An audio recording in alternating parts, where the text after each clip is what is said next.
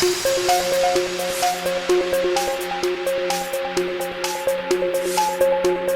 we're going to be studying mathematics. And emerges from the second mirror. These words sound Be your teacher for today. Alright, welcome again, student. How was the second topic in the second module? I hope you find it so easy from that very time. Alright, today we are going ahead a little bit higher. We are looking at non-parallel coplanar forces. Non-parallel coplanar forces. When we say non-parallel coplanar forces, it means all the three forces are acting at a point. They are not parallel to one another. And you have about 5 characteristics or properties of non-parallel coplanar forces. Number 1 is that the three forces must be concurrent, meaning that they must be acting at the same time. So the three forces will act at the same time. Number 2 is that all the three forces will be acting at a common point. They have a common point, they will be meeting at a common point. That's the second property or characteristic of non-coplanar forces. Another one is that the coplanar forces, the three forces must be added to give us a triangle of the same magnitude and the same direction. That's the third property. Now the fourth one is that the algebraic sum of all the moments at a point must be equal to 0. And the fifth one is that the algebraic sum of all the forces must be equal to, at a point, must be equal to 0. So let's take a look at this illustration of three forces that are acting at a common point.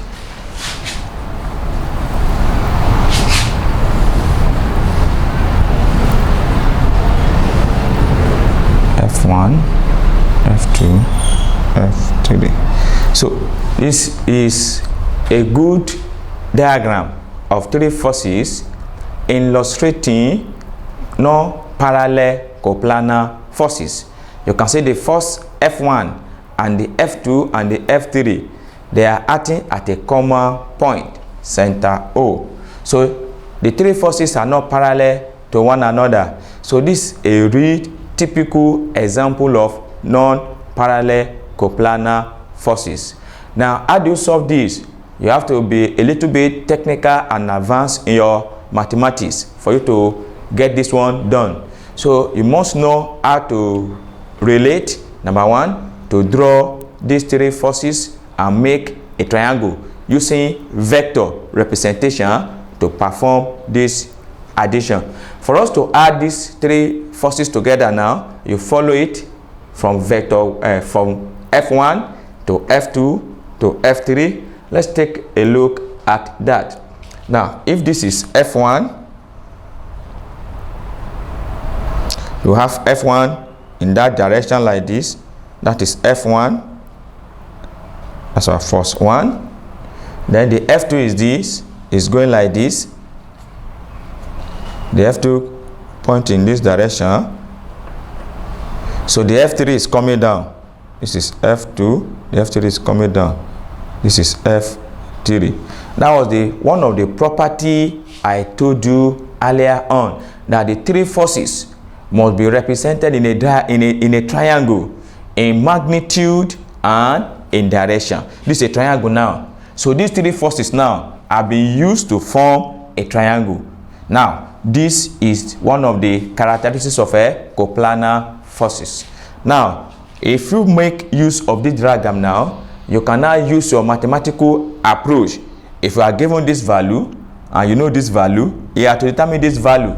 Perhaps one of the angles is given. Therefore, you can make use of either your sine rule or your cosine rule or your SOHCAHTOA. If the angle is not a right angle triangle, SOHCAHTOA will work for you and Pythagoras theorem will work. So it's not all the time we use SOHCAHTOA. If the triangle is not a right angle triangle, you can use SOHCAHTOA and you can apply Pythagoras theorem. So you either check for sine rule or cosine rule or use the Lamis theorem to solve this particular problem. So let's assume that the triangle is not a right angle triangle. Then you know this first, F1, F2. Let's say this angle is theta, and you know that angle. So you know this angle to be alpha. Then you state a sine rule for this. Now this is the side facing this side, so you say the sine rule for this, that is the alpha. So we have the F1 over the sine of theta. The F1 is this line. This is the angle between the F1 and F2. Now equal to the F2 over the sine of alpha. So equal to, let's say this angle is beta, so it's equal to the F2 F3 over theta, F3 over the theta, F2 over sine theta, then F1 over sine beta, F1 over sine beta. Now this is what we call the Lamis theorem. Lamis theorem.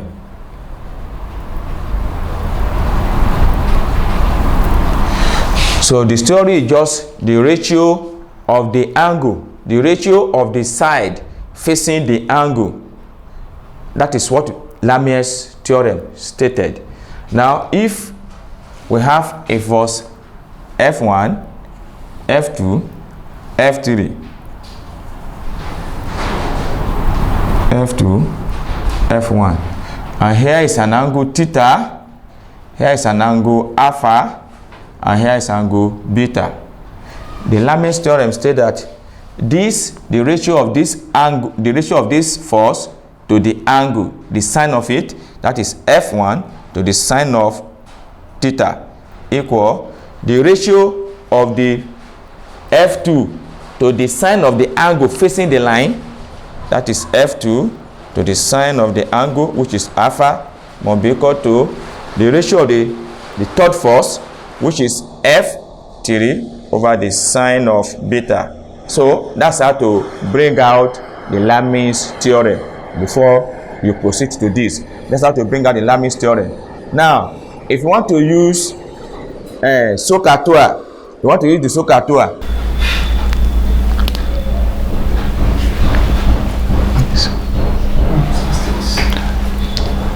Wow, great! Nice to be in your class once again. My name still remains the same, Mr. David. We are just a topic to round up this module. Great to be in your class once again. Today we want to look at statistics. Statistics is not just a grammar. Statistics is just like in your family. Maybe for instance, you are just like 8. You have 4 boys and 4 girls. If I ask you to carry out the statistics of your family, that means you are going to tell me we have 4 boys and 4 girls. 4 boys, 4 girls, we call this data. Data are raw facts that we use to prepare information. And the information will surely give us statistics. So, what is statistics? Statistics is a branch of mathematics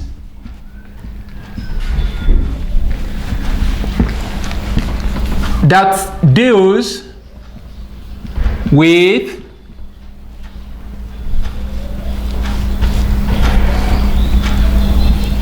copper. You might be so surprised. What is copper? It deals with collection of data,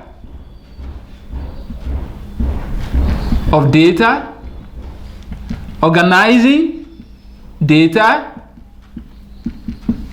processing data, and analyzing data. So this is what we call statistics. You can use this method to define statistics. So statistics is a branch of mathematics that deals with collection of data, organizing data, processing, and analyzing data. Now, in this class, we want to look at number one, data processing, which include frequency table, okay. Number two, we want to look at pie chart, and we also want to look at mean, mode, and median. Now, let's start from data processing, which is frequency table. Now, under this, we are going to see how we can process data and use it to form our frequency table. Just follow me as we solve this example.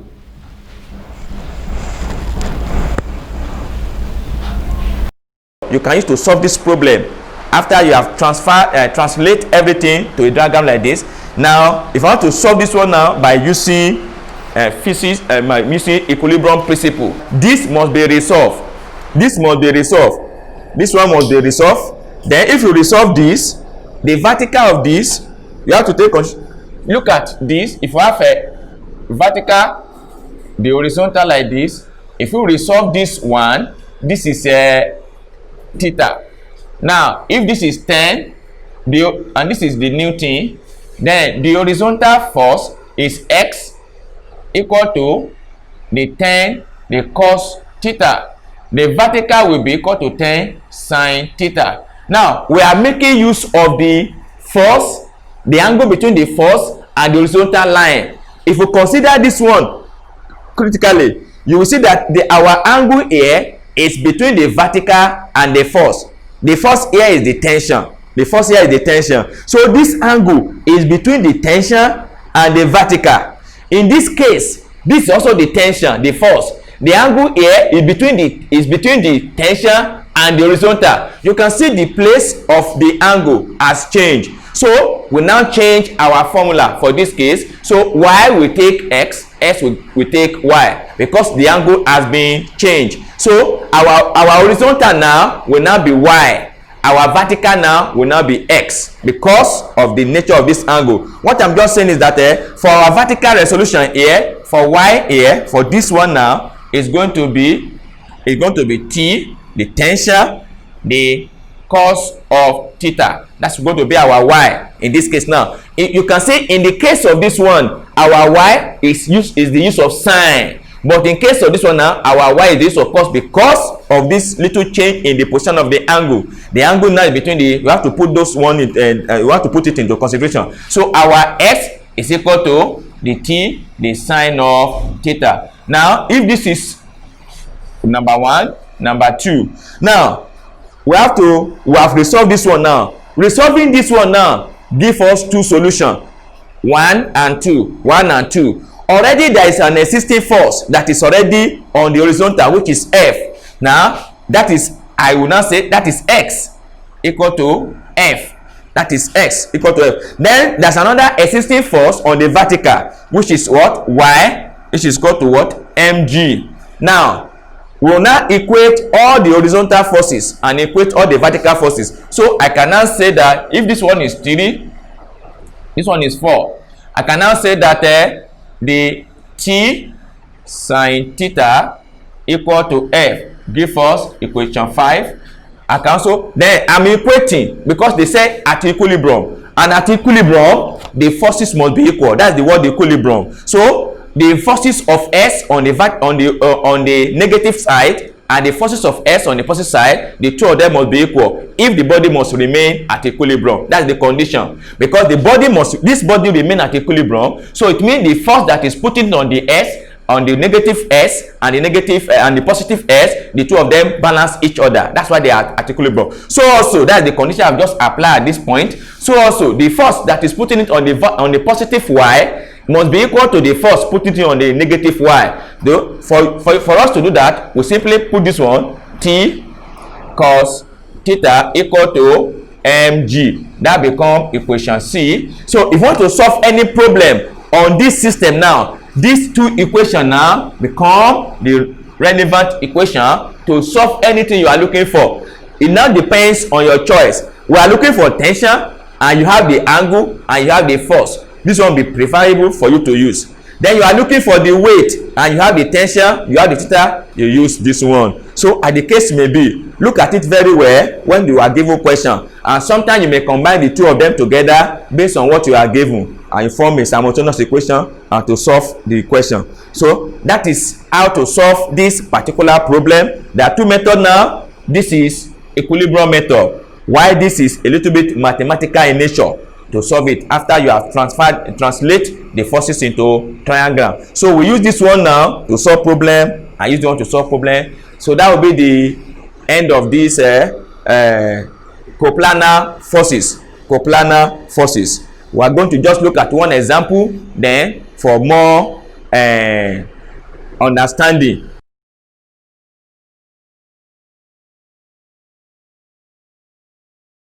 All right, for proper demonstration, this question will be good for us to use to demonstrate the principle of equilibrium. So the solution of this problem, you are given a system like this. Find the tension T1 and T2 in the figure below, in the figure above. In the figure above, if the system is in equilibrium, so if you apply the system of being in equilibrium, we have S component of this T2. This one will give us the T2, the sine of theta. Then the Y will give us T2, the cos of theta. So this is horizontal component, Y component. Then already T1 is horizontal component and 10 is vertical component. So I will say X is T1, another the second horizontal component, because there are three forces here, 1 2 3. So this one is on the horizontal already, while this one is on the vertical already. So this one need to be resolved. When we now resolve this one, it gives you the vertical part and the horizontal part. So, and this is what I'm going to use to get the horizontal part. We use this one to get the vertical part. Then already this one is on the force on the horizontal, and this one is a resisting force on the vertical. So the Y is equal to 10 Newton. So at equilibrium, this and this must be equal. This and this must be equal. So that will now make the equation now to become T2, the sine of theta, equal to T1. The second one, T2, that is Y, the cos of theta, equal to 10 Newton. Now, I want to use this one now to get my T2. All I need to do is to put 30 into this place. That will give us T2.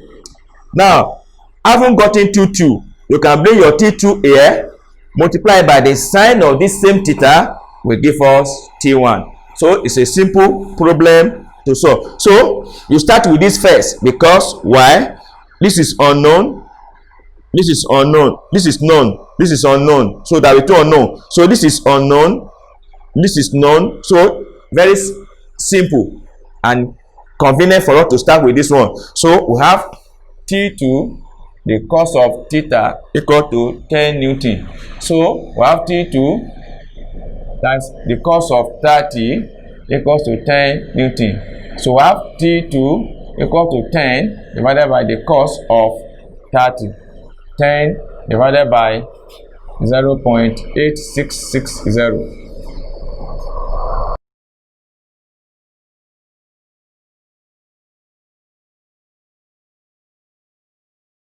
All right. So 10 divided by 0.866, you have 11.5 Newton. That's our T2. So come to this one now to be able to get your T1. So you have T2 sine of theta equal to T1. All right, we have gotten T2 to be 11.5. All you need to do, replace it here. We have 11.5, the sine of 30 equal to T1. So 11.5 times 0.5 will give us T1.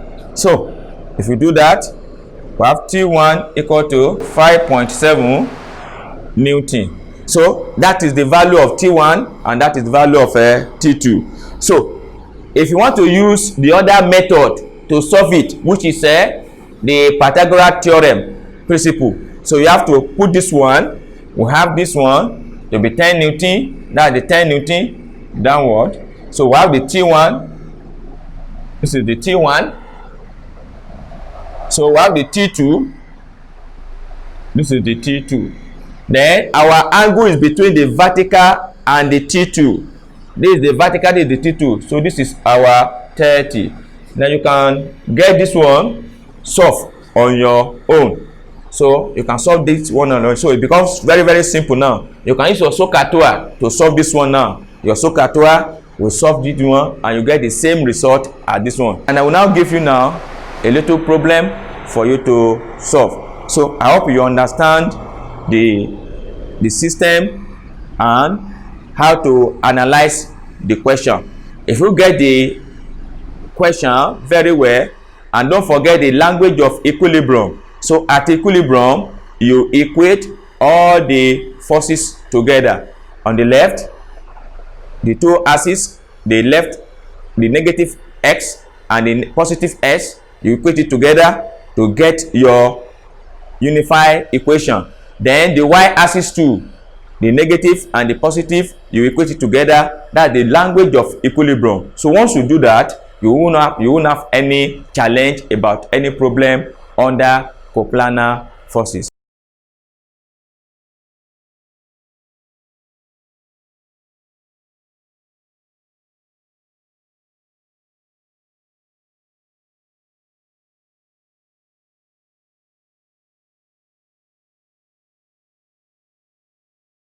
Right, these are the questions I would like you to attempt. The question is, the diagram above illustrates three forces acting on an object at point O. If the object is in equilibrium, determine the magnitude of the force P. The second one, this is the system. The diagram above illustrates three forces, T1, T2, and 250 Newton in equilibrium. Calculate the magnitude of T2. The third system, this is the diagram. We have 40 Newton making an angle 30 with that force B. Now determine the magnitude of B in the diagram above if the system is in equilibrium. So as you find this and as you involve yourself in doing this, you will find it so interesting. Please don't forget the principle of equilibrium. Write out the equation and equate them, then put in the parameter, you get the answer. Very easy to do, and when you do it, you will see that it's very, very simple to do. So I want to encourage you to go through your module once again. If there's any challenge there, the WhatsApp number is already on the screen there. Use it and get across to us. Meet you in the next class.